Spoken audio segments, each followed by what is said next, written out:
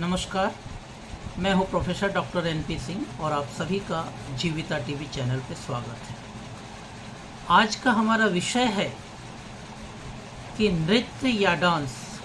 क्या एक mode of treatment है या मोड ऑफ हीलिंग है, यानी कि क्या एक चिकित्सा पद्धति है या सिर्फ एक परफॉर्मिंग आर्ट है या एक सिर्फ कला है जिसको हम परफॉर्म करते हैं। लेकिन सबसे पहले मैं आप सभी से आग्रह करूंगा कि आप इस चैनल को सब्सक्राइब करिए, लाइक करिए, शेयर करिए, कमेंट करिए और आप और किस विषय पर जानना चाहते हैं, सुनना चाहते हैं, हमें लिखिए ताकि हम लोग उस विषय पर भी अपने वीडियो बनाएंगे। तो अब आज के विषय पर आते हैं। आज का विषय है dance as a mode of treatment या mode of healing. European country में या यूँ कहे कि पश्चिमी देशों में नृत्य को या डांस को एज ए मेडिसिन यूज़ किया जा रहा है। मेडिसिन मतलब mode of treatment, system of medicine. Dance medicine की तरह कई चीज़ें, पाठ्यक्रम भी हो रहे हैं और उसके एज ए प्रैक्टिशनर भी काम कर रहे हैं, लेकिन वो कहीं ना कहीं एक स्पोर्ट्स मेडिसिन के अंग या उसके भाग के रूप में ही उसको नियोजित किया जा रहा है कि ये एक स्पोर्ट्स मेडिसिन का एक अंग है। लेकिन अगर हम भारतीय परंपरा में देखें तो नृत्य एक बहुत बड़ा विषय भी है और ये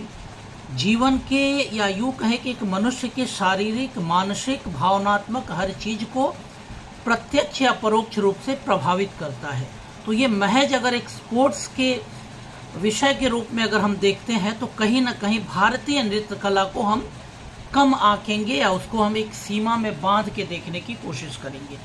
इसलिए अगर भारतीय नृत्य को हम देखना चाहें या अगर हम अपने नाट्य शास्त्र को देखना चाहें तो उस रूप में अगर देखते हैं तो नृत्य जो है या डांस जो है, भारतीय जो परंपरागत या क्लासिकल डांस या शास्त्रीय नृत्य है, वो कहीं मनुष्य के जीवन को, मनुष्य के शरीर को, मनुष्य के मानस को, मनुष्य के भावनाओं को और मनुष्य के अंदर जो भी फिजियोलॉजिकल सिस्टम हो रही है या जीवन की जो भी क्रियाएं हो रही हैं शरीर के अंदर में, जीवन को बचाए रखने के लिए या जीवन को चलाए रखने के लिए, इन सभी पर नृत्य उसी तरह प्रभावित करता है या उसी तरह प्रभाव डालता है जिस तरह कोई मेडिसिन के रूप में अगर हम किसी चीज़ को यूज़ करके हमारी अपनी क्रियाओं को प्रभावित करते हैं। अब हम लोग आ जाएं इस विषय पर और ज़्यादा गहरे से जानने, तो थोड़ा सा नृत्य को उस रूप में देखें या मेडिकल साइंस के रूप में अगर देखना चाहें तो ये आप सभी जानते हैं कि हर क्रिया या जो कुछ भी हम करते हैं अपने जीवन में उसकी एक फिजियोलॉजिकल सिस्टम होती है। चाहे हम अपने भोजन की प्रक्रिया करें, श्वास की प्रक्रिया करें या हमारे हार्ट के स्पंदन की प्रक्रिया हो, सबके पीछे एक हमारी प्रक्रिया नेचर ने, प्रकृति ने या ईश्वर ने दिया है, वो हमारे शरीर में चल रही है। अब अगर हम नृत्य को उस रूप में देखें और या सिर्फ हम अगर उसको सतही तौर पर देखें, ऊपरी तौर पर देखें, तो ये जरूर कह सकते हैं कि नृत्य करने से शरीर के स्वास्थ्य ठीक रहते हैं, हार्ट या हृदय ठीक रहता है, ब्लड सर्कुलेशन ठीक रहता है, मांसपेशियों का स्वास्थ्य ठीक रहता है, श्वास प्रश्वास ठीक रहता है, शरीर लचीलापन रहता है। ये तो ठीक है या यहीं तक नहीं है, इससे आगे है। क्योंकि जब हम नृत्य करते हैं, विशेषकर भारतीय शास्त्रीय नृत्य करते हैं, तो उसके कुछ फॉर्मूले हैं या यूँ कहे कि वो शास्त्रीय नृत्य जब कह रहे हैं तो उसके पीछे कुछ शास्त्रीय फॉर्म है या कुछ फॉर्मूला है या कुछ पैटर्न है, कुछ तरीके हैं। अब मान लीजिए, और वहाँ पे विज्ञान छुपा है। जैसे हर नृत्य में देखेंगे तो सबसे पहली एक चीज़ जो होती है कहीं ना कहीं शरीर को बैलेंस करने के लिए, यानी कि सामंजस्य में रखने के लिए ऐसे पोस्चर या ऐसे स्टांस या इस तरह के स्थितियों को लिया जाता है जिससे शरीर एक सामंजस्य की स्थिति में है। और सामंजस्य में रखने के लिए शरीर को कोई ना कोई एक विशेष भाव भंगिमा के रूप में कोई पोस्चर लेना पड़ता है और उस पोस्चर में शरीर बैलेंस में आता है। यानी उस भावभंगिमा में आने के पहले व्यक्ति मानसिक रूप से तैयार होता है कि हमको अब इस पोस्चर में आना है, यानी वो पोस्चर में आके हमको शरीर को बैलेंस करना है। और शरीर को बैलेंस करने का मतलब है कि वो परोक्ष रूप से आपके मस्तिष्क को बैलेंस करता है। तो आप शरीर और मस्तिष्क को पूरी तरह बैलेंस करते हैं।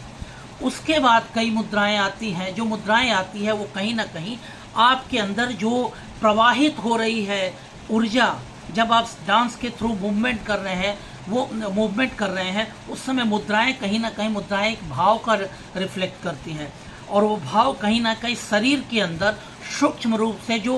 प्राण का प्रवाह हो रहा है, वो प्रवाह को कहीं ना कहीं नियंत्रित करते हैं, और नियंत्रण के साथ साथ वो आपके डांस के माध्यम से, उस मूवमेंट के माध्यम से आपके मसल्स और एक एक कोशिकाओं तक पहुंचते हैं। तीसरी बात होती है जो फेशियल एक्सप्रेशन की बात करते हैं। जब हम फेशियल एक्सप्रेशन नृत्य में करते हैं तो ये एक्सप्रेशन, यानी कि अगर भारत के जो नाट्य शास्त्र में जाएंगे, भरत मुनि के नाट्य शास्त्र में, तो उसमें 9 रस की बात होती है। और 9 रस माने मनुष्य के जीवन में जितने भी अगर मानसिक स्तर पर जो भाव आते हैं, जो भावनाएं आती हैं, वो सारे प्रत्यक्ष अपरोक्ष इस 9 रस के माध्यम से हम व्याख्यायित कर पाते हैं, या इसी के अंदर सारी भावनाएं हैं। तो जब व्यक्ति मूवमेंट के माध्यम से और अपने फेशियल एक्सप्रेशन के माध्यम से जब